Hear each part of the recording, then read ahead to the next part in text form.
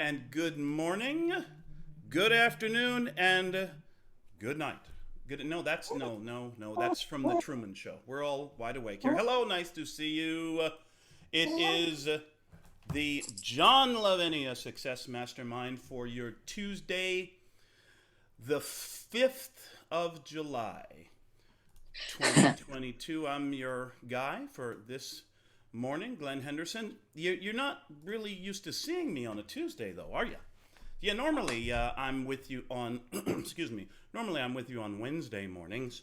I was approached and reached an agreement with my good friend, Mr. Stuart Wild. So you'll be seeing Stuart tomorrow on the Gen Sesh. So it's me today and the hospitality suite right after us. Pretty much similar situation tomorrow. It's me. Well, no, it's Stuart tomorrow. Stuart Wild tomorrow. Then the hospitality suite, and then tomorrow evening, you've got me back for networking magic. So be on the lookout for that. It's nice to see our friends Lynn and Kat and her cat. Well, the cat hasn't shown up yet. Kat's here. Hey, Gail, and of course, the man, the myth, the Godzilla himself, Mr. Lavenia, is with us. I noticed he was doing a little puttering about in his garage, which is always fun. That was actually hey, Daisy, nice to see you. That was one of the things that, for which I remember my dad fondly. God rest his soul. Dad was always in the basement puttering around. It seemed like, several days a week. He was down there fixing, working on something, doing this, doing that. And, Dad wasn't the kind. See, me, I'm the sort of person where if something needs to be done in the house, generally speaking, the first question I ask concerning this proposed work to be done in the house, first question I generally ask is, okay, can I pay somebody to do this for me? If I can, let's go. If not, if it's something just so stupid like changing the water filter in the fridge, okay, I can handle that. I can handle light bulbs, most of the time. Yes, certain things, like if it's something goes wrong with one of my barbecue grills or smokers or something like that, being in the business, if I can't handle that, perhaps I need to reevaluate my life choices. You know what I'm saying?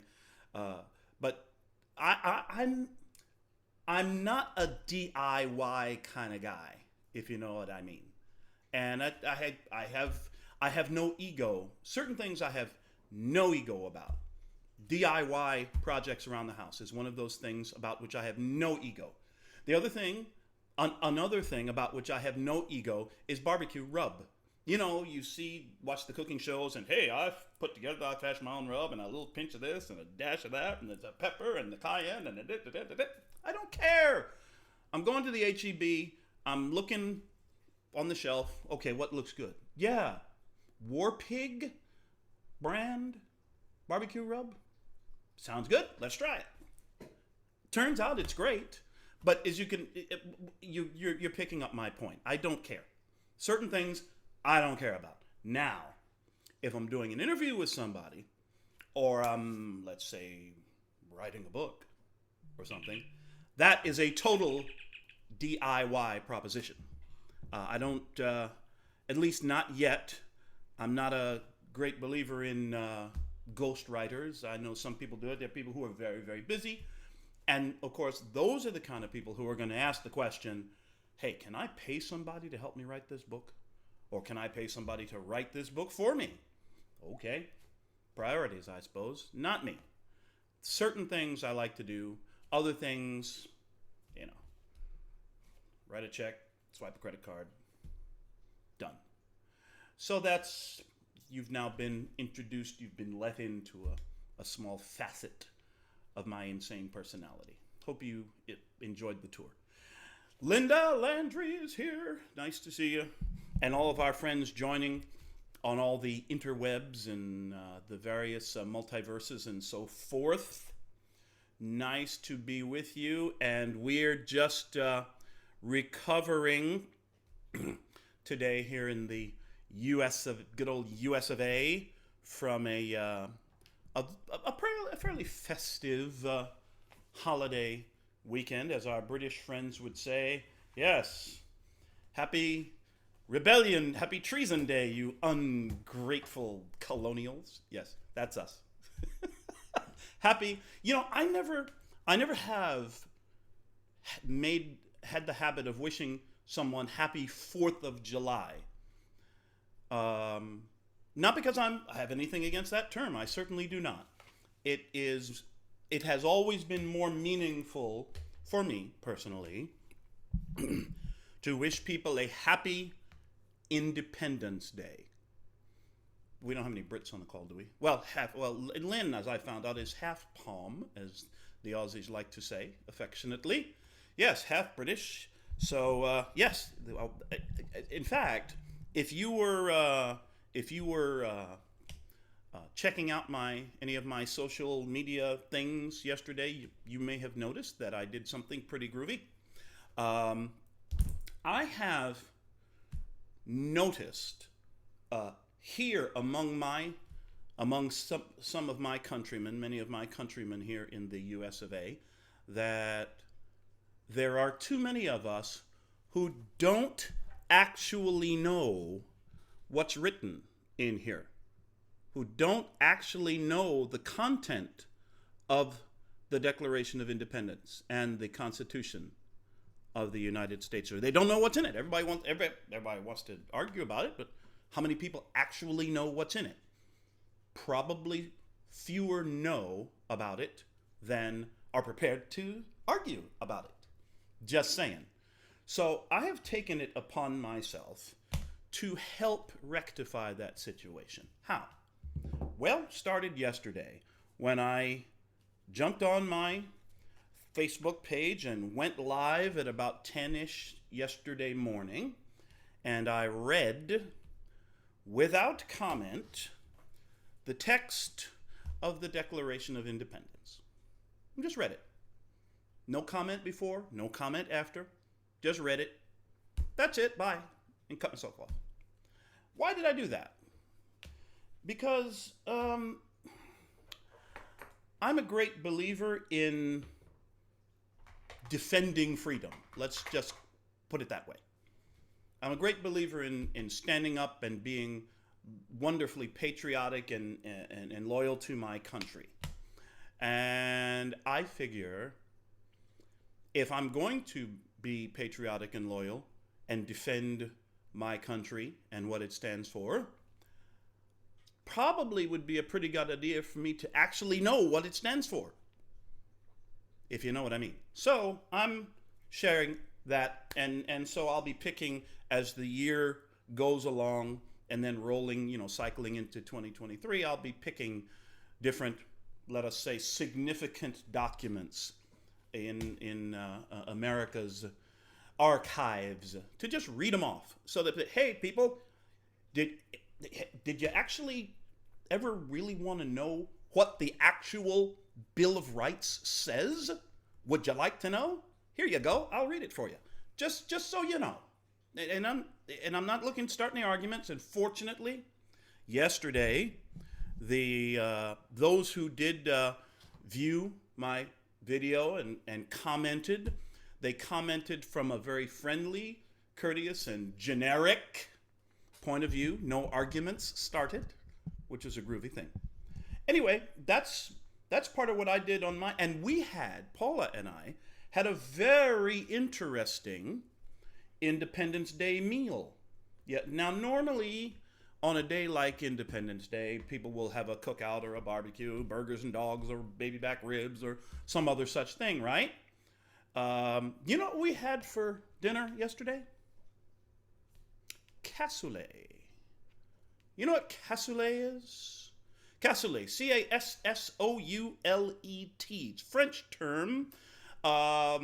Best definition I could come up with off the top of my head is a French stew. French casserole includes things like broad beans, white broad beans, sausage, pork belly, and The key ingredient, confit duck legs. Oh my goodness, what a great meal. Now, why in the world? Oh, hi, Mandy. Mandy's been waiting to come and wish this ungrateful colonial a happy treason day, haven't you? Yes. So, why in the world would we eat French on Independence Day? Well, one of those historical things. It turns out that if you go back and look at the historical record, it's highly unlikely that we ungrateful colonials would have actually won the Battle of Revolution against our British taskmasters without the help of the French. The French military pitched in and helped us out. So, cassoulet. You see what I did there, right? You see what we did there. Yeah? Okay, so anyway, and there was enough left over where, guess what? We're having cassoulet again tonight. So it should be a nice, and then later on this week, entirely separate subject. Later on this week, we are headed out to Florida. Paula's brother and his family are in town from England, and we're going to be visiting them, hanging out with them down in Florida for a couple of days. So it should be fun. Glenn, would you hurry up and get to the point of today's conversation? There is a point to everything that I've been talking about. Been talking about what? What's been the chief topic so far? Independence Day, right? See, now you get to see how my insanely convoluted brain is maybe not so convoluted after all. Independence Day.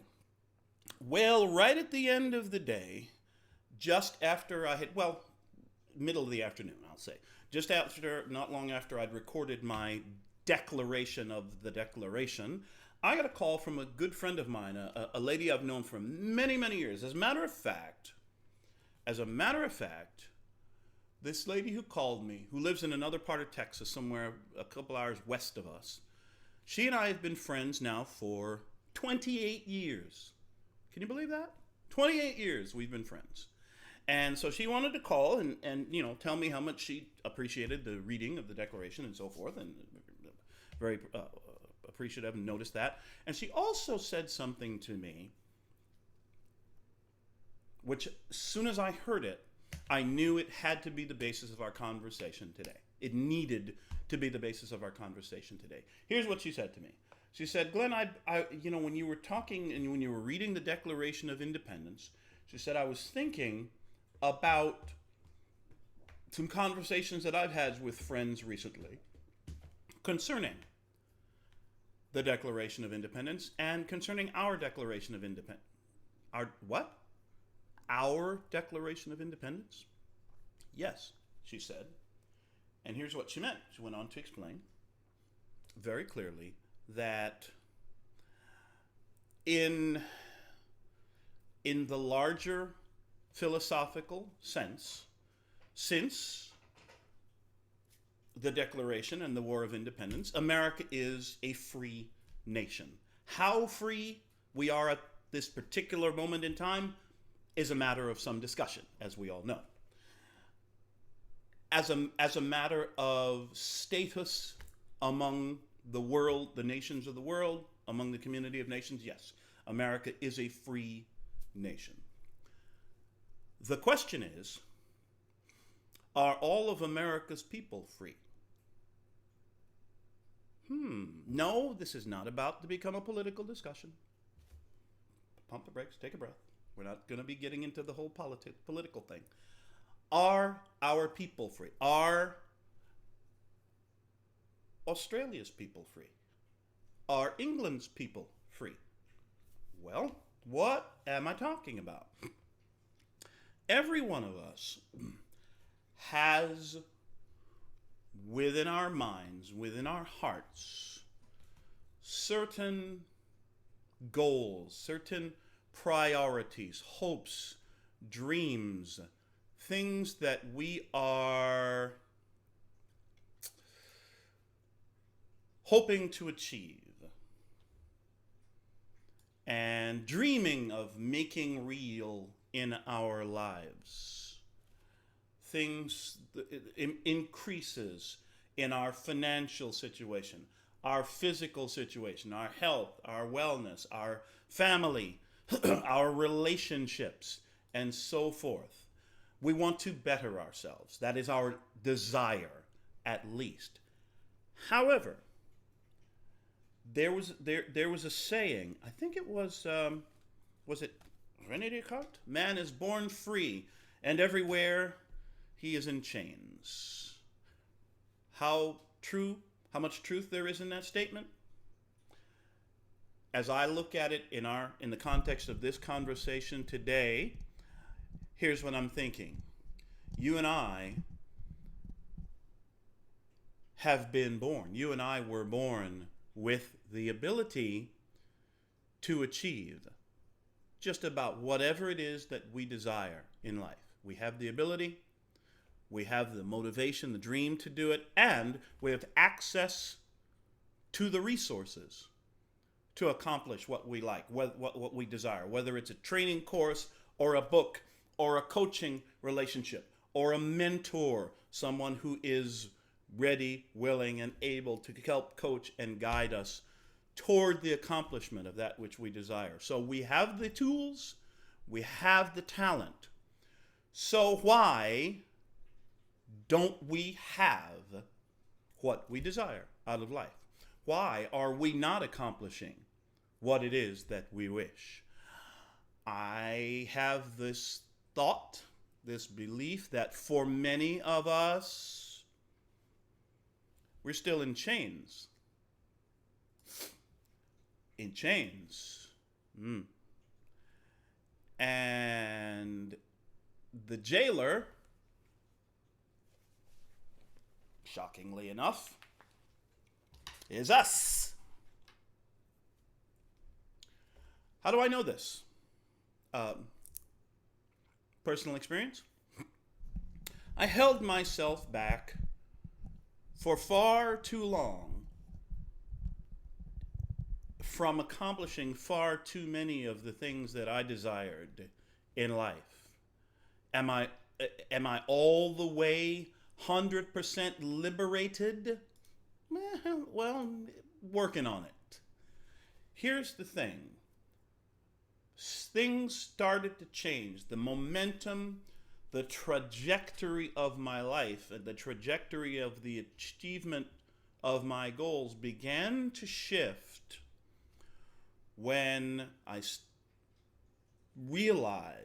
came to the realization and began the process of giving myself permission to succeed, releasing myself from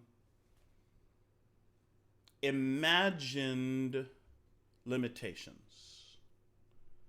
For most of us, yes, we hear, "Oh, the only limitations you have are those you place on yourself." Oh, and we nod our heads and say, "Yes, that's very true." And then we go right on our merry way, continuing to impose those same limitations on ourselves. How do you get out of this? How do we get out of the feeling that I don't deserve to be successful because I screwed up way back when? And I mean, there's no way that a screw up like me can actually become success. You see what I'm saying? I don't deserve because so and so over there is so much smarter than me, or they're just so much luckier than me. They were born into better circumstances than I was, or you don't understand my personal situation. I mean, all the struggles I've had with my unsupportive spouse and the job that I lost and the bankruptcies I had to discuss. You don't know what I've been through. Well, at some point, you and I are going to need to decide that we are no longer slaves. That we are no longer slaves to our past.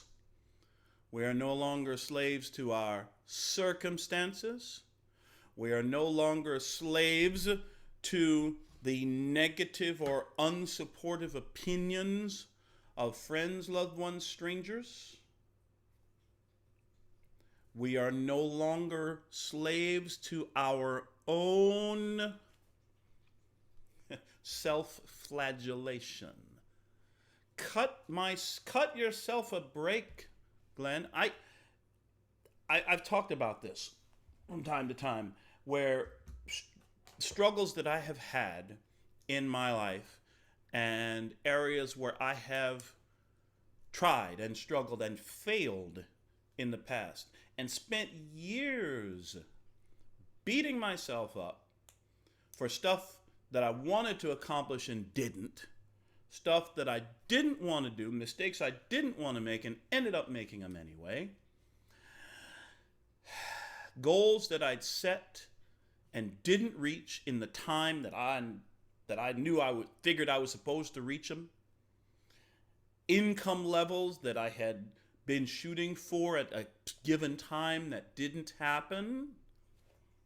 So what do we do with all of that? What do we do with all of that mental baggage we're lugging around, bashing ourselves over the head with, and choosing, yes, I use this word deliberately, choosing to keep ourselves in chains, to keep ourselves held back from what we want? How in the world do we get out of this? You've heard me mention it before. It begins with a decision. It begins with a choice to believe and to know that, in fact, I was born with limitless possibilities. And so were you. I'm not any smarter or better or cooler than you. Although it is kind of a cool shirt, though, don't you think? That's not bad. You were born with the same limitless opportunities as anyone else, any of the most successful people you've ever read about or seen on TV. If they can do it, you can do it. And you and I could both recount innumerable stories of people who are now considered to be world leaders in their field, who were at one time broke AF. You know what I mean? Broke as a joke. Uneducated. I have a friend who was born and raised in the, run down, rat and roach infested, poor, crime riddled, broke ass slums of Detroit, Michigan. Today, he is a multi-billionaire. How did this happen? Well, among other things, yes, hard work. Absolutely. Among other things, he decided, I know this because I asked him, he decided that his upbringing, his circumstances did not define who he is. Any more than your upbringing or your past or your circumstances define who you are. And the moment you realize that, the moment you and I finally figure out that who we are is not just who we were or who we used to be, then we get to release ourselves to get out into the world and find out what we can really do. Because we're now free to give it a go. We're now free to go for it. Because of course you deserve to be as successful as you choose to be. The evidence of this is all around us.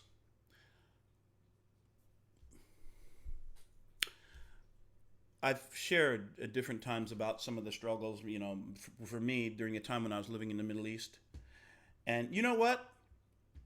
Among all of those, among other positive results, positive outcomes of my struggles back in those days, you know what else? I earned the right.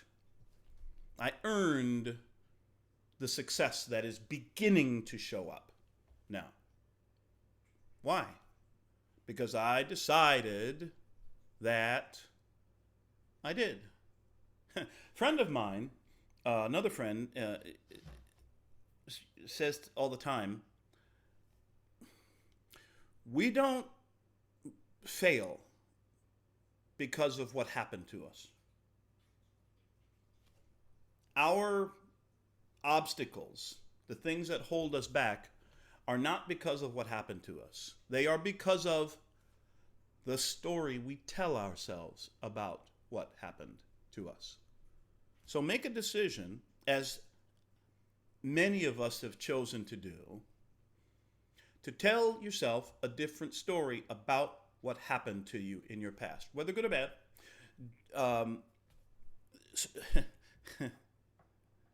Spock. Yes, I'm going there, but only for one little statement. Spock of Vulcan once said, and I believe it, your past is not your future. Not bad, eh? Your past is not your future. And this is one of the principles, by the way, of what's known as neuro-linguistic programming. NLP, you've heard talk about that.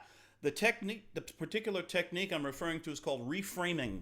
That is, you take a look at a circumstance or a situation, an occurrence from the past, and what story are you telling yourself about that circumstance? Perhaps it had a result that at the time seemed unfortunate, seemed like a bad outcome. Oh my gosh, I can't believe I screwed that up so bad. I mean, well, look at all the mistakes I made. God, I'm such a loser. I don't deserve. Reframing says, among other things, okay, what happened? I did this. I did 1, 2, 3, A, B, C. And what was the result? X, Y, Z. All right. Now, did I enjoy that result? Not particularly. Okay. So what can I do next time that circumstance arises in order to change the result to something that I really do desire? See, that's reframing. All I did was tell myself a different story about the same. Did I change the event? Impossible. Impossible to change the past. What did I do? I simply chose to tell myself a different story about what happened, which opens up my mind to possibilities now, opens up my mind to actually learning the lesson that was presented at that time. Because as we know, the lesson will be presented and presented again and presented over and over, and the lesson will continue to be presented until you learn it. So, go ahead, learn a lesson already. As a matter of fact, here's a groovy little homework assignment. Think about 3 or 4 events from your past that at the time seemed like bad luck or losses or huge setbacks. And one by one, jot this down. Write down some notes if you need to as you're examining these events. Try this. Reframe them. Tell a different story. Write a different story about what happened. Okay, it was such a bad thing. I'm such a loser. Stop. Wait. I'm such a loser is a value judgment. We're not going there. What happened? What did I do? What was the result? How can I change my actions next time and in so doing, change the result? I believe if we do that enough with enough of the circumstances from our past, we will have the ability to free ourselves from the guilt, the remorse, the self-abuse, the feelings of unworthiness from our past. If we simply analyze, examine what happened logically, and make different choices next time. So our own personal declaration of independence, we can start by freeing ourselves from guilt, freeing ourselves from self-abuse, freeing ourselves from unworthiness. Well, I can't do that. How can I just choose to free myself? Well, simple. choose to free yourself. I know it sounds harsh. It sounds to some people, oh, you don't, it sounds so cold, Glenn.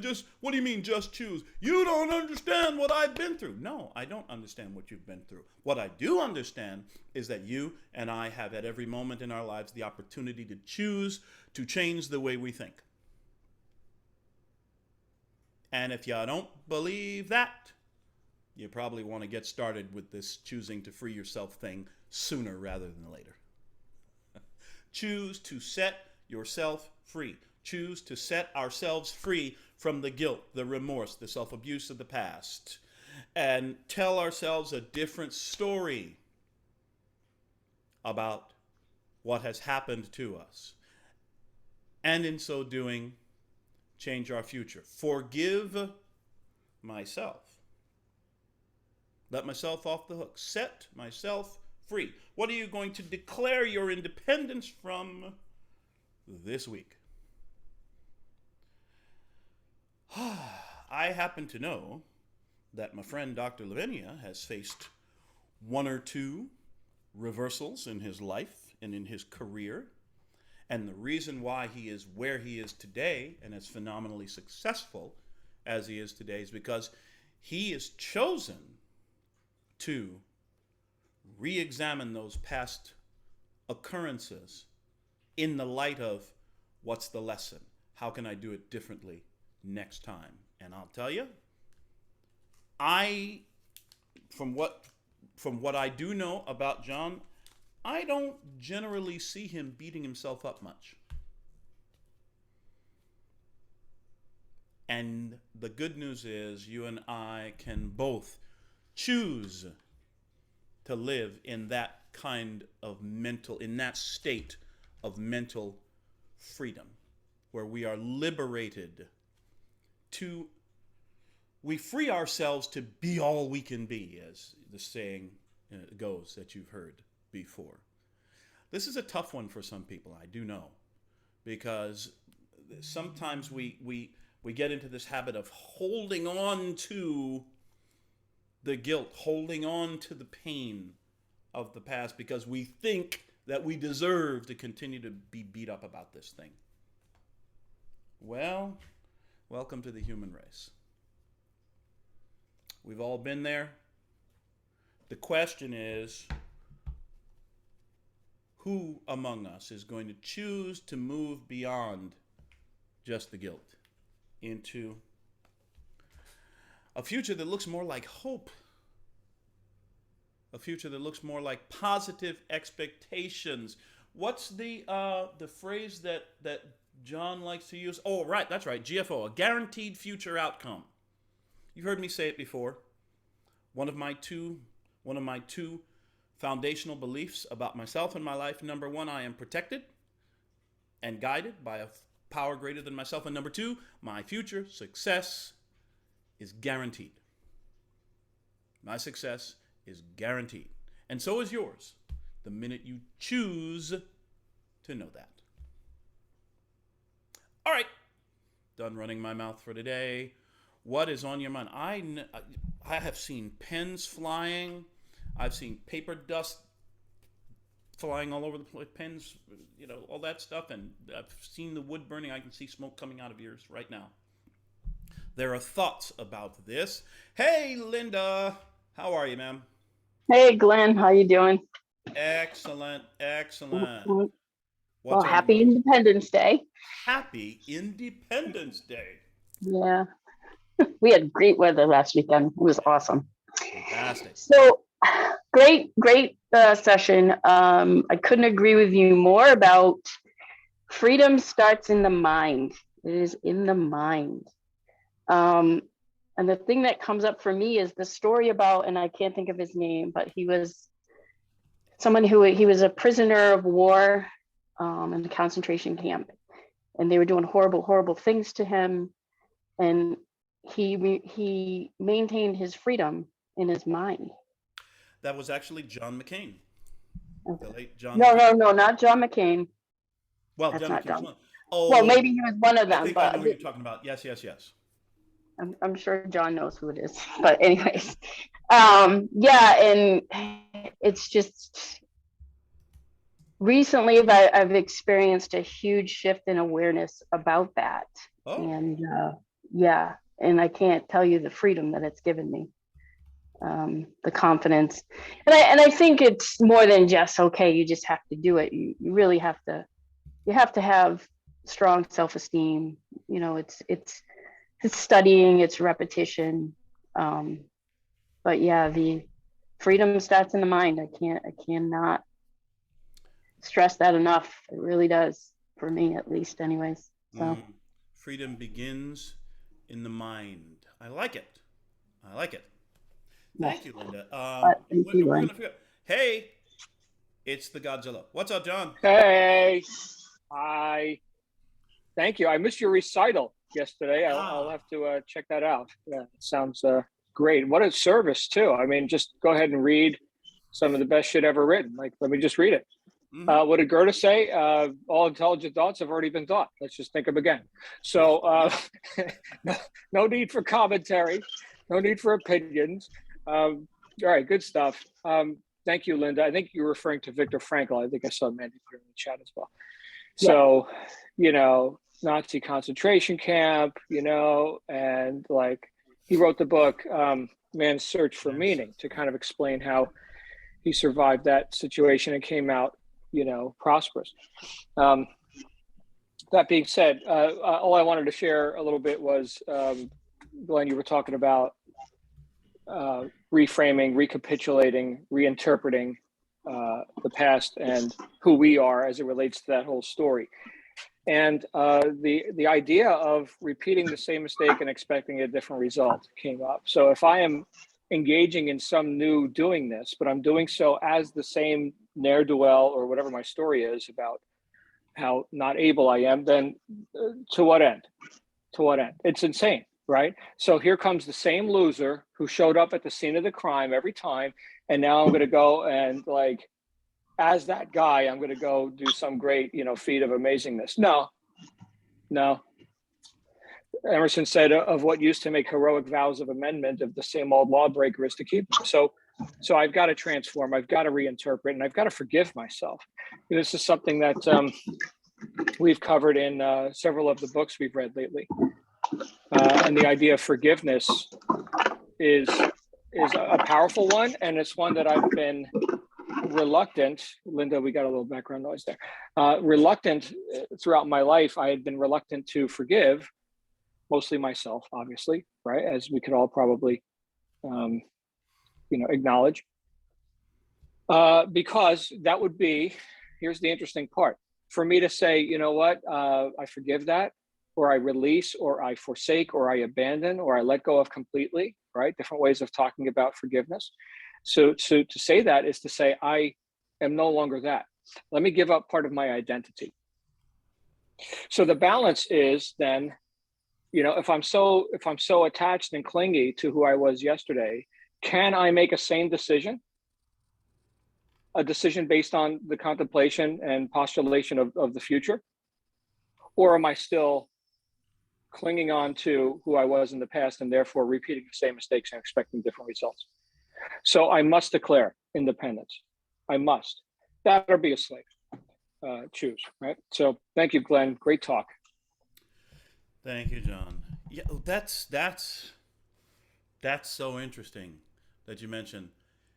If I release this pain, if I release this self-abuse, this remorse, if I release my own past, then it's almost like releasing a part of my own identity, which tells me something about my own identity being bound up in my mistakes, in my poor self-esteem, as Linda was talking about. I find part of my identity in beating myself up. Oh man, hard to let go of that sometimes, but we must if we wish to move forward. Whew. So, my own personal declaration of independence. What's yours? Be interesting to hear. And so, with that, I believe we shall give you back a few minutes back in your day. It's been so much fun chatting with you and talking about these wonderful searching topics like we always do as we support one another on the road toward our own personal freedom, personal success. Thank you all so much for hanging out with me. Remember, it's Stuart tomorrow in the Gen Sesh, and then me back tomorrow evening, Wednesday evening, 9 p.m. Eastern for Networking Magic. Look to see you there. For now, make it a fantastic day. You know you deserve it, so go ahead and get it. Have a great one, my friends. Bye for now.